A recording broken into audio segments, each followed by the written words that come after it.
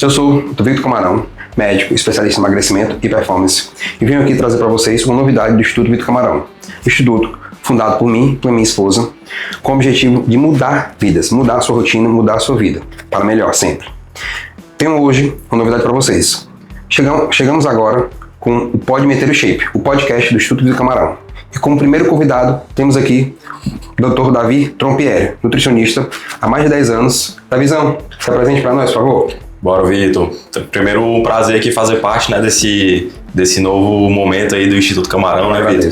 Então, cara, assim, para o pessoal que tá acompanhando aqui o podcast, meu nome é Davi, como você já falou, tenho 10 anos de experiência no consultório, trabalho aí principalmente com pessoas que querem mudar o estilo de vida, têm dificuldade de muitas vezes emagrecer, ou às vezes já tem um físico atlético e quer melhorar ainda mais. Hoje em dia, né, que até vai ser a pauta da nossa conversa, eu foco muito na questão da corrida, né? Então comecei a praticar corrida, fiz uma maratona e aí comecei a atender muitos praticantes de corrida, praticantes amadores, praticantes também profissionais, né? Então eu já atendo triatletas profissionais, maratonistas profissionais, e aí hoje eu acho que a gente vai conversar bastante aí sobre esses temas, né? Espero que a gente consiga tirar a dúvida aí de todo mundo que está aqui acompanhando, né? E a ideia realmente vai ser trazer um conteúdo aí que as pessoas possam aproveitar e aplicar na sua rotina, no seu dia a dia. Principalmente para melhorar a performance na corrida, né? Que eu acho que é nesse ponto que a gente vai conversar aqui hoje, né, Vitor? Com certeza, vamos focar tanto na nutrição, na corrida, algo bem dinâmico para a gente entender como é que funciona o aspecto, até porque é um mundo à parte, é um mundo que está muito comum, deu esse hype agora da corrida, né? A corrida do Bell,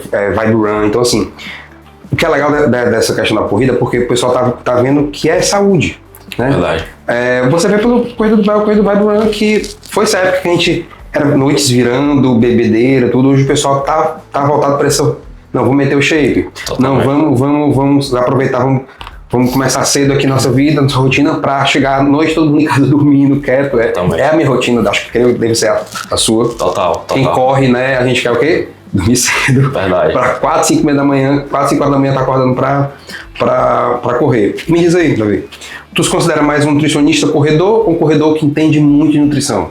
Cara, na verdade, eu comecei como nutricionista que entendia mais de corrida, né? Então, assim, hoje a gente tem aí a sorte, né, de ter alguns pesquisadores na área de nutrição nos esportes de endurance, que eles são muito, assim, eles conseguem fazer estudos que são muito bem controlados. Então, o endurance é a área da nutrição esportiva que é mais estudada e que tem mais evidências. Então, a gente a gente não precisa fazer nada no empirismo, entendeu? Então, eu comecei a me apaixonar pelo endurance, não praticando, mas estudando.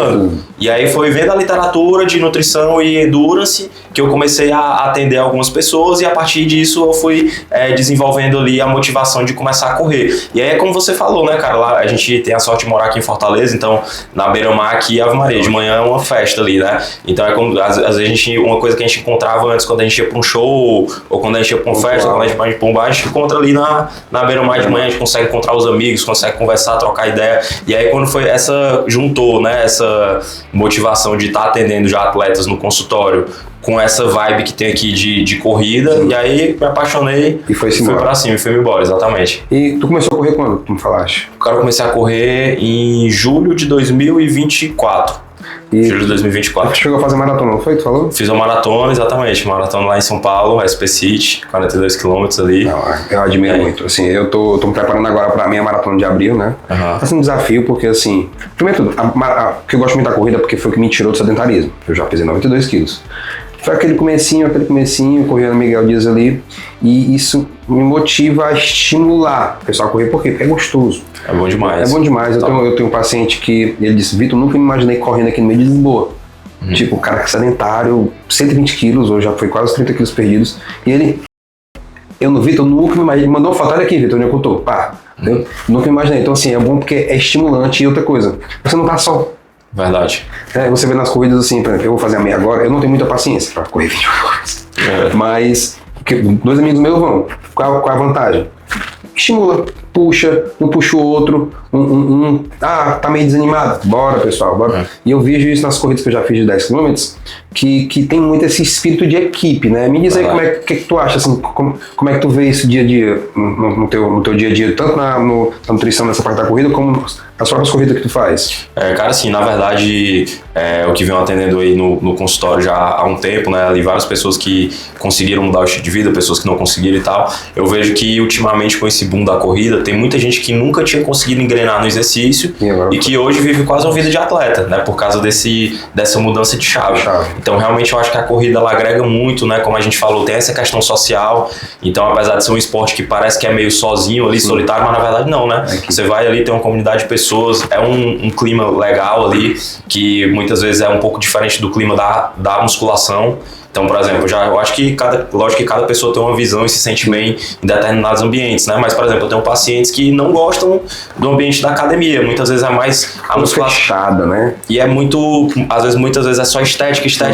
Lógico que tem gente que gosta do esporte, né? Mas eu tô falando de perfis de pessoas, né? Eu, por exemplo, adoro musculação e gosto muito do ambiente de academia, né? Mas tem gente que não gosta. E aí, quando foi pra corrida, aquele ambiente ao ar livre, aquelas pessoas ali, você vê uma criança, vê um idoso, todo mundo praticando ali a corrida, eu acho que isso aí agrega demais. Eu vejo que tem muita gente, inclusive até uma dica pra quem tá aqui, ó. Muitas vezes você não é obrigado a gostar de musculação, né? Eu acho que hoje, há uns 10 anos atrás, fazer exercício era fazer musculação.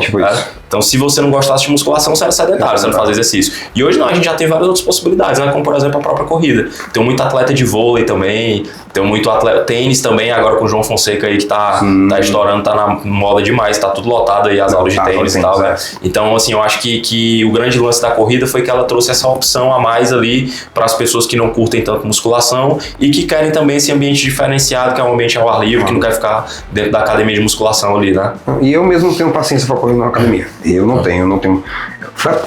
Pouco que a gente se conhece, acho que deu pra ver que eu sou um pouco agoniado, né?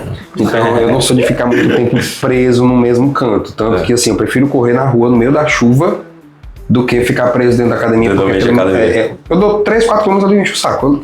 Na rua não. Vai 10, 12, 14 Cara, tem um paciente meu que ele é maratonista, que ele, assim, uns 70% do treino dele é na esteira, cara, tu acredita? Ele chega a fazer 20 km na esteira. O cara passa um treino de 20 km, ele chega a fazer na esteira. Eu boto o seriado, assisto ali meia hora do episódio e não, deu, vou fazer outra coisa, não dá.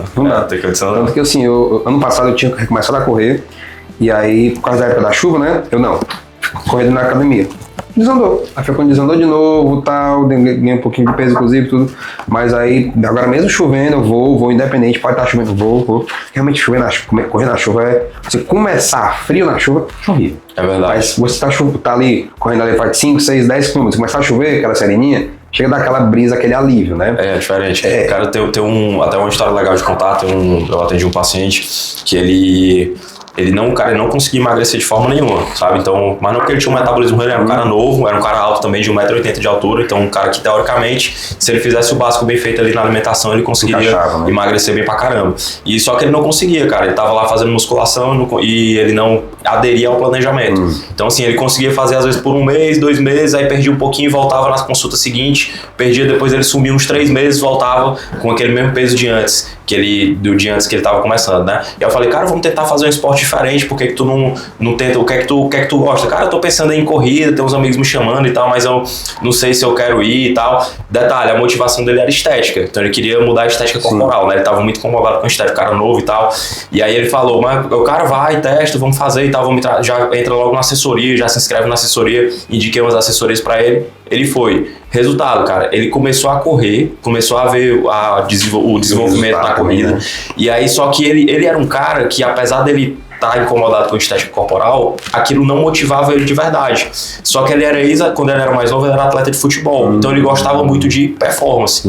Então na musculação ele não conseguiu ver essa motivação de performance, porque ele não tem uma prova. Musculação é tipo assim, ou você é um fisiculturista, né? Ou então não tem outras possibilidades, na verdade. E aí quando ele começou a ir pra corrida, ele viu as provas do final de semana, ele começou a ver a competitividade ali entre os amigos. Ele é bem competitivo, né, aparentemente. Bem competitivo. Aí foi isso que motivou ele, cara. E aí hoje ele corre 42 km, ele tem 10% de gordura. Então a virada de chave dele foi o quê? Ele parar de focar na estética e começar a focar na performance. E aí, consequentemente, a estética dele mudou, né? E o que a performance era muito mais motivante pra ele do que propriamente dita a estética, né? Então é como a gente tava conversando, é muito de perfil, né? Então muitas vezes o que muda é isso aí você deslancha. É o que encaixar. O que encaixar é válido. O importante é ter essa mudança de estilo de vida. Verdade, total. E aproveitando a musculação, uma pergunta. Dá pra ganhar massa muscular correndo?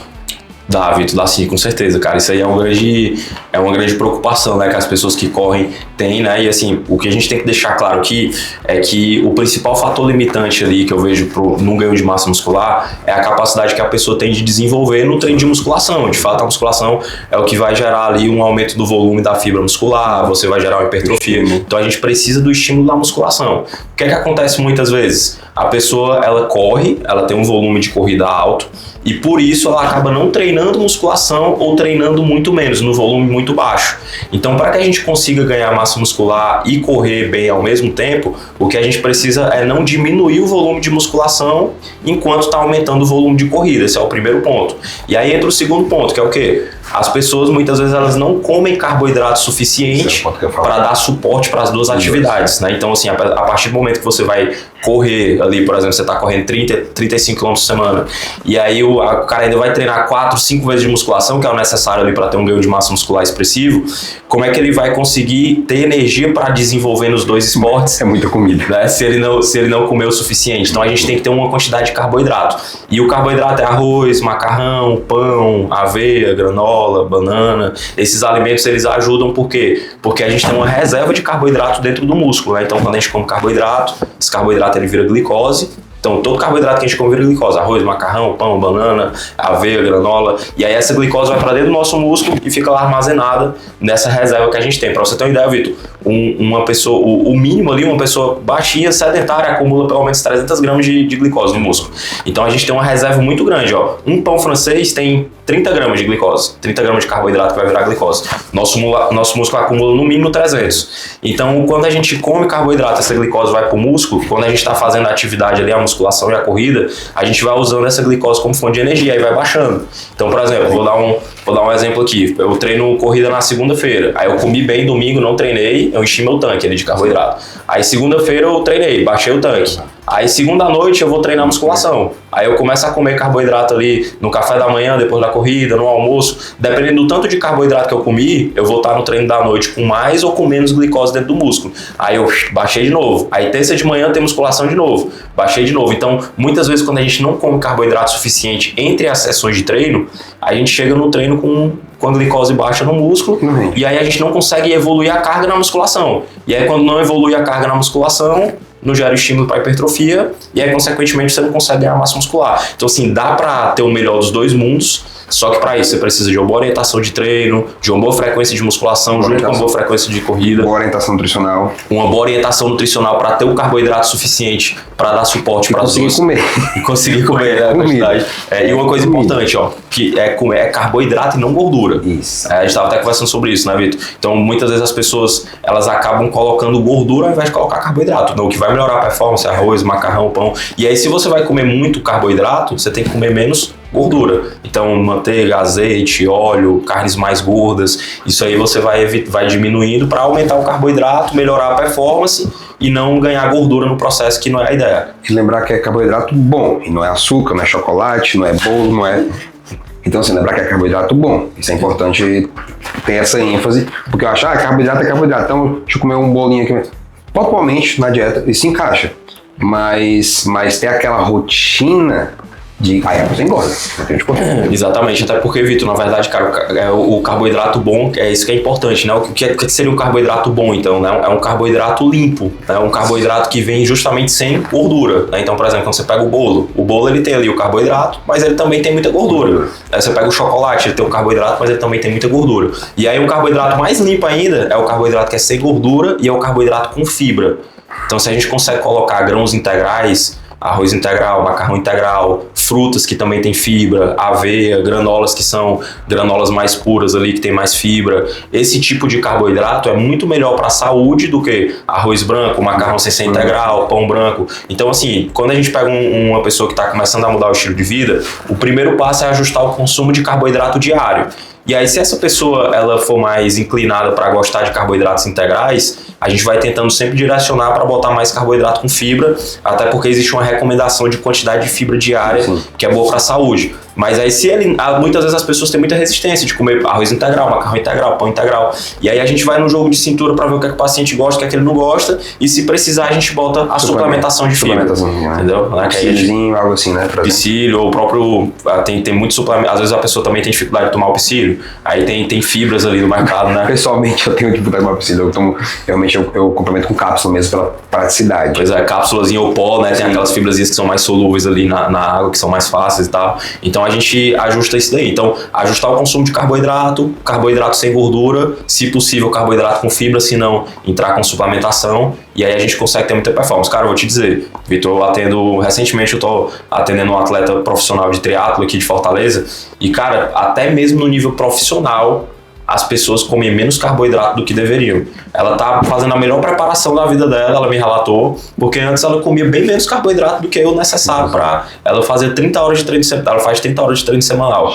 Então, assim, a quantidade de carboidrato que ela tava comendo era metade do que ela precisava. Então a gente foi aumentando, e conforme foi aumentando o carboidrato, ela foi perdendo gordura. Perdendo gordura, melhorando a performance. Você faz um déficit muito alto, não tem onde correr, não. Exatamente. Eu tenho um paciente aqui, que ele, assim, eu fiquei impressionado.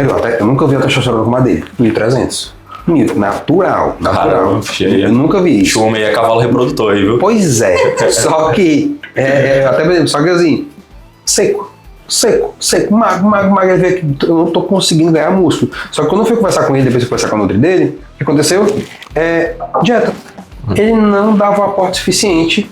Tem o que da musculação, ele está emagrecendo, tem o que da musculação, entendeu? Tem o que da musculação de não estava sendo eficiente para isso, né? E principalmente não estava tendo aporte de carboidrato suficiente. Porque quando a pessoa seca, a pessoa perde músculo, não tem como. Você faz um déficit calórico alto e a pessoa seca. E tanto que, inclusive, estava tendo dificuldade na performance, estava mais cansado, estava com dificuldade. Eu estava antes de começar a primeira vez que eu utilizei o hidrogel foi esse final de semana passado. Eu tava batendo uns 12, 14 km e perna cansando. Rapaz, isso aqui eu sei o que é. É o glicogênio. E aí foi só colocar um hidrogelzinho, repulsor de eletrolítico na vez passada que eu bati 14. Suave. Melhorou, né? Maria, absurdamente suave. Cheguei, bati os 14 km. Só não corri mais porque eu tava sem saco. Eu não tenho muita paciência para esticar muito, não. Mas é outra coisa. Você ter seu aporte, ter um negócio bem orientado, bem indicado, entendeu? Você consegue emagrecer o que deve emagrecer, que é gordura, e manter a massa muscular o máximo possível. Verdade, né? com certeza. E assim, qual é o maior erro alimentar que tu vê nos corredores? É relacionado à parte do carbo insuficiente, né? Cara, corredor sim, cara. Corredor normalmente é a quantidade de carbo insuficiente no dia, porque agora eu acho que a gente até pode começar a conversar um pouco sobre essa questão de carboidrato em gel também, né? Então, eu ia te perguntar, inclusive, sobre isso. Pois é, então assim, tudo gira em performance na corrida, tudo gira em torno do glicogênio. O glicogênio é a reserva de glicose do músculo que a gente estava conversando no começo aqui da nossa interação aqui, né? Então, o ser humano, como a gente conversou, ele acumula de 300 a 700 gramas de glicose no músculo, certo? Só que o que acontece? Então, é como se fosse o nosso tanque de combustível. Isso aqui é o principal fator nutricional que tem a ver com performance na corrida. Muitas vezes, quando a gente começa a correr, então, a gente vai usando essa glicose como fonte de energia e vai baixando. Então, por exemplo, vamos supor que eu tenho a capacidade de estocar 400 gramas de glicose. Comecei a correr, eu vou transformando essa glicose em energia e o meu tanque de combustível vai baixando no músculo. E a mesma coisa no carro também, né? A gente vai acelerando, o tanque de combustível vai baixando no carro, né? Se você acelerar mais, ele não baixa mais rápido, né? Então, na corrida, se a gente esticar mais também, ele vai baixando mais rápido. A diferença é que o carro, se tu tiver com 10% do tanque, ou se tu tiver com 100% do tanque, tu acelerar, ele vai ter o mesmo desempenho, na verdade. O nosso músculo não. Se você tiver com 50% ou menos de glicogênio, você já começa a perna já começa a ficar pesada, fadigada. Então, o primeiro ponto, como eu falei, é a gente ter carboidrato suficiente para começar com glicose cheia naquele início do treino, glicogênio cheio. Começou com o tanque cheio, vai ser inevitável ele baixar. Para que serve o carboidrato em gel? Olha só, quando a gente toma o carboidrato em gel, primeiro ele tem uma ação na boca. A gente tem receptores de glicose na boca, e aí aquele momento que o carboidrato em gel está na boca, você já se sente melhor. Então por isso que dá uma energiazinha quando você consome. Você melhora a tua percepção de fadiga. Então existe o bochecho. Tem gente que usa em provas de 10 km, por exemplo, muitos atletas usam bochecho. Bota o carboidrato na boca, bochecha, pode até engolir ou cuspir, tanto faz. Mas aí por quê? 10 km é um estímulo a mais ali, né? Um estímulozinho a mais. Então na hora ele se sente melhor, diminui a percepção de fadiga. Esse é o primeiro efeito, mas não é o principal efeito do carboidrato em gel. Depois aquele carboidrato em gel ele vai ser digerido, aí vai ser absorvido no nosso intestino e aí ele vai chegar lá no nosso músculo, vai para a corrente sanguínea e vai ajudar a manter a glicemia mais estável ao longo do treino e depois ele vai chegar lá no nosso músculo. Aí lá no músculo, esse carboidrato em gel que a gente consumiu, ele vai ser usado como fonte de energia, economizando o uso do nosso estoque. Então a gente está lá baixando a gasolina, chegou uma gasolinazinha de fora, a gente vai usar a gasolina de fora ao invés de usar o nosso estoque. Então o nosso estoque ele vai demorando mais para baixar. E aí, consequentemente, a gente consegue manter o ritmo por mais tempo. Então o carboidrato em gel ele serve para dar uma melhoradinha na percepção de fadiga, mas o principal efeito dele é diminuir o ritmo da redução do glicogênio. Não necessariamente repor, mas usar algo externo. Usar o externo, exatamente. Tu usa o carboidrato em gel ao invés de usar o teu glicogênio. Aí, consequentemente, o teu glicogênio ele baixa mais lento. Então, a gente tem que... existe uma quantidade por hora de carboidrato que você tem que consumir. Eu ia perguntar isso. Como é que funciona essa reposição durante uma prova, digamos, de meia maratona, por exemplo?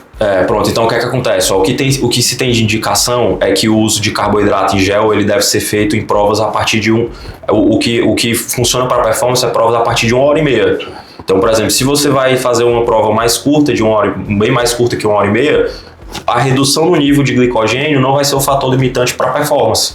Então, assim, não vai fazer muita diferença usar o carboidrato em gel, a não ser pelo efeito na boca. Né? Independente da intensidade, digamos, o cara mete um pace ali de 3 em 1h30 e o outro cara com um pace de 7 em 1h30.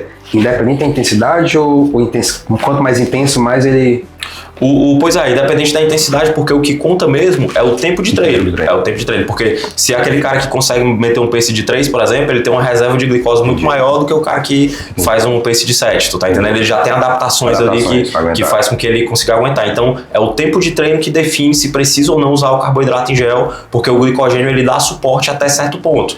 Aí, então, o que acontece? A partir de agora, se for um treino mais curto, o bochecho é válido. Entendi. Então, usar o carboidrato em gel para poder ter esse benefício de se sentir bem ali na hora, aí é válido. Então, exercícios abaixo de 1 hora, 1h15, 1h20, o carboidrato em gel ele serve só para dar o efeitozinho do bochecho. A partir de 1h30 de duração, aí você já começa realmente a ter que usar o carboidrato em gel, senão você pode quebrar por causa disso. E aí a recomendação já assistiu isso daí, né?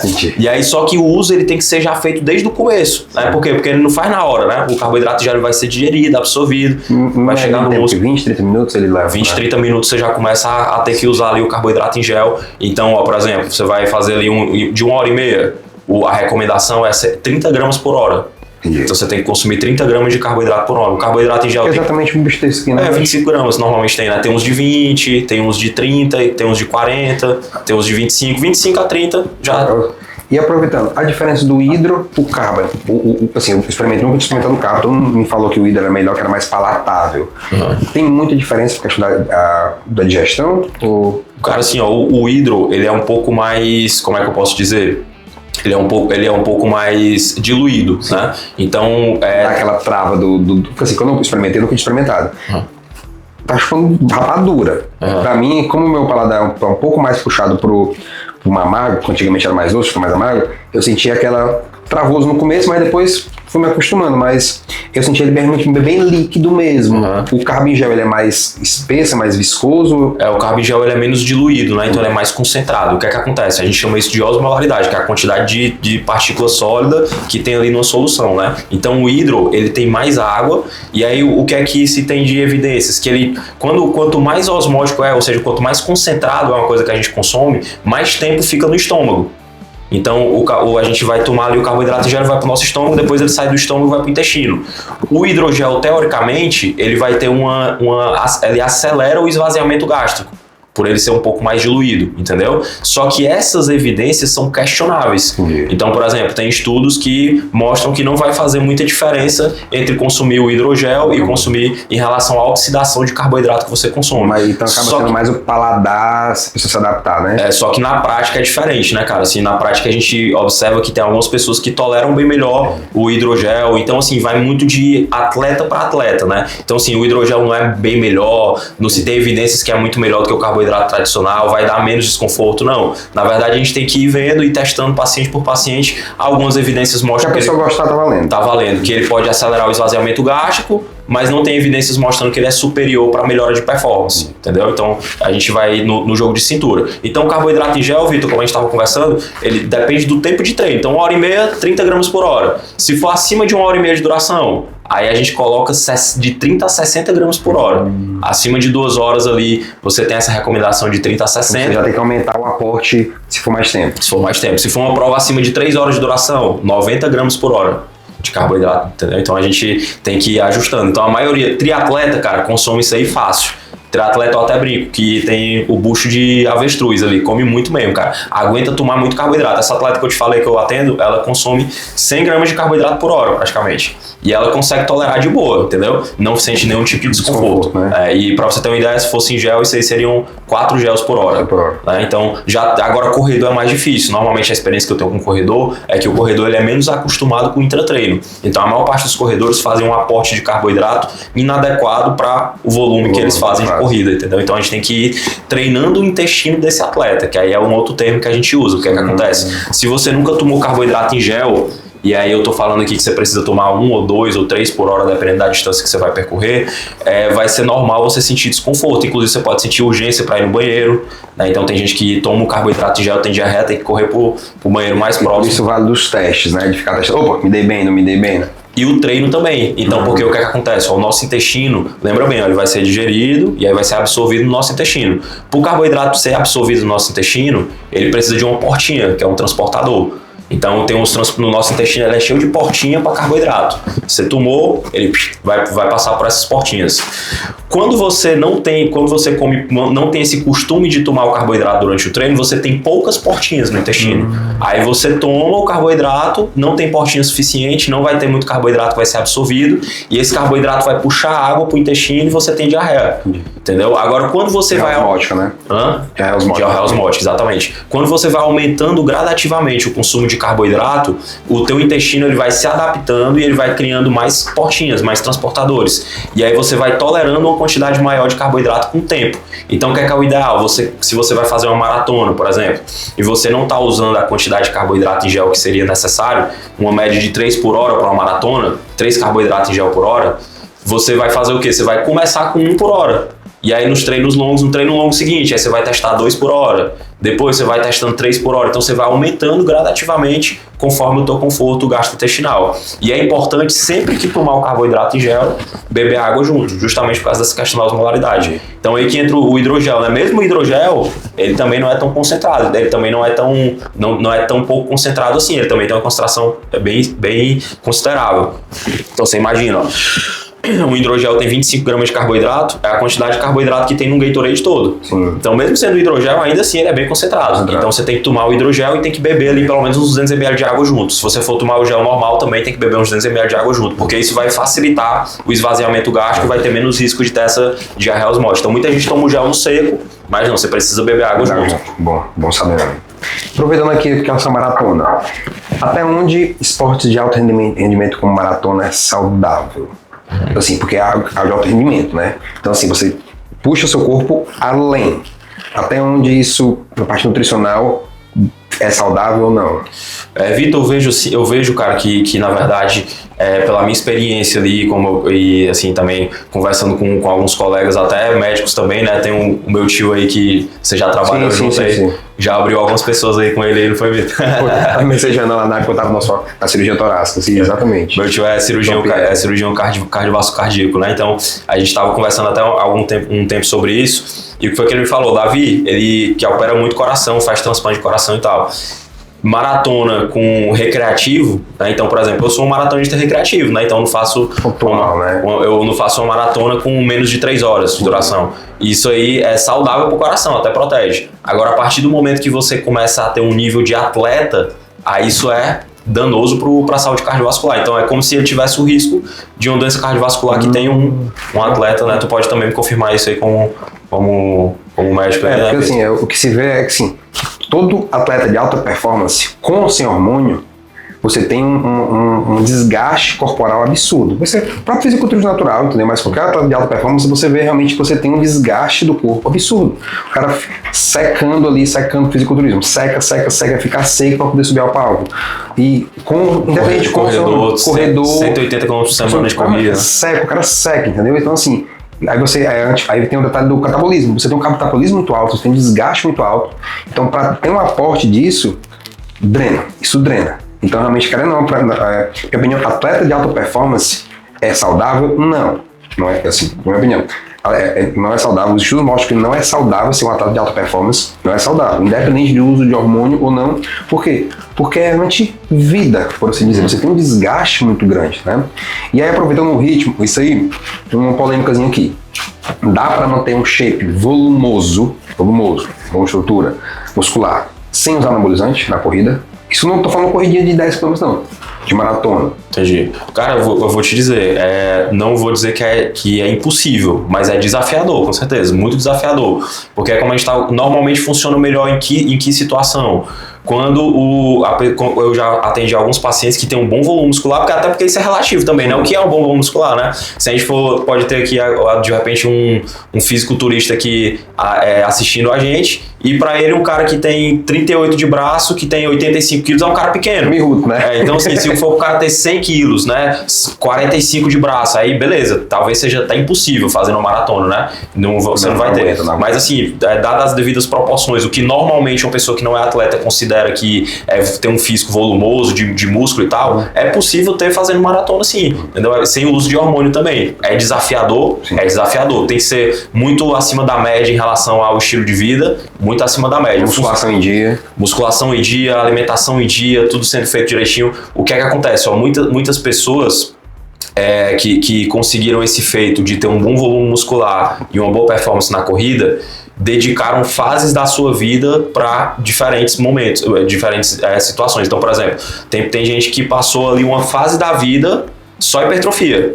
Por exemplo, aqui eu conheço um cara que é meu colega nutricionista e ele passou uma fase da vida dele vivendo o estilo de vida bodybuilder mesmo. Muito treino de musculação e ganhando muita massa muscular e hipertrofia pura sem nem correr, nem corria. E agora virou híbrido. E aí agora ele começou a correr e ele começou a desenvolver muito na corrida, mas não abandonou a musculação. Então, naturalmente, ele tem menos volume do que naquela época era só musculação, mas ele ainda é um cara grande, entendeu? E ele agora consegue fazer ali uma excelente performance de corrida e ele também tem um excelente... Ele construiu, né? Ele construiu. Agora o cara começar do zero e ter o melhor dos dois mundos de forma simultânea, aí eu particularmente nunca vi. Normalmente eu vejo um cara que ou era muito bom na corrida e começou a focar mais em hipertrofia e menos em corrida, ou era muito bom na hipertrofia ou na musculação e começou a focar mais em corrida. Então, quando a gente separa por fases, aí fica mais fácil. Então, se vai começar do zero agora e tá com pouca massa muscular e não é bom na corrida, então a gente passa um período de tempo aumentando o músculo e focando um pouco menos na corrida, botando só pinguinho de corrida ali para ir melhorando devagarinho. Ganhou muito músculo, a gente começa a aumentar um pouco a corrida, vai diminuindo a musculação, então a gente pode trabalhar por períodos. Né? E aí isso funciona bem. Davizão, a conversa foi sensacional. Vamos aqui encerrar o nosso primeiro episódio da primeira temporada. Tu pode meter o shape, mas antes de finalizar, se você pudesse dar um conselho para quem quer começar a correr, o que você diria? Cara, pega uma equipe multidisciplinar, né? Então, se você vai começar a correr, você realmente quer performar, então você tem que ir no médico para fazer o teu check-up cardiológico, para saber tudo que você tem. Tem muita gente aí que tá morrendo por besteira, né? Então você tem que ir no médico acompanhar. Você tem que ir no nutricionista para ajustar o teu consumo de calorias, carboidrato, proteína, gordura de acordo com cada fase do processo, ajustar a tua suplementação. Você tem que ter uma boa assessoria de treino para realmente você desenvolver na corrida, senão você não desenvolve. Você tem que ter um fisioterapeuta para fazer as liberações, para poder cuidar da tua estrutura física. Então, quando você tem essa equipe multidisciplinar, tudo funciona de uma forma muito melhor, né? Então, se você quer começar, se você está com dinheiro para investir, invista. É muito melhor você pegar esse dinheiro inicial, comprar um tênis mais barato e investir no trabalho multidisciplinar do que você gastar rios de dinheiro com tênis e tentar fazer tudo sozinho, né? Então, direcionar os investimentos é muito importante. Quando você direciona do jeito certo, não tem errado. Você vai desenvolver, vai ter resultado e as coisas vão acontecer, né, Vitor? Show. Tá, Visão? Muito obrigado, viu? Foi um prazer, assim, para ensinamento, viu? Que massa, cara. Pessoal, estamos encerrando o primeiro episódio da primeira temporada do Pode Meter o Shape. Segue com a gente, vocês vão ver. Tive conversa hoje com o Davi. Vamos ter mais episódios com advogado trabalhista, pra vocês entenderem como é que funciona a questão da parte de como contratar, deixar de contratar tudo. Então, assim, aqui a gente vai falar sobre saúde, vamos falar sobre empreendedorismo, inclusive, né? Vou ter conversa com fisiculturismo, vou ter conversa com chefe de cozinha. Então, vamos embora, que vem muita coisa boa por aí.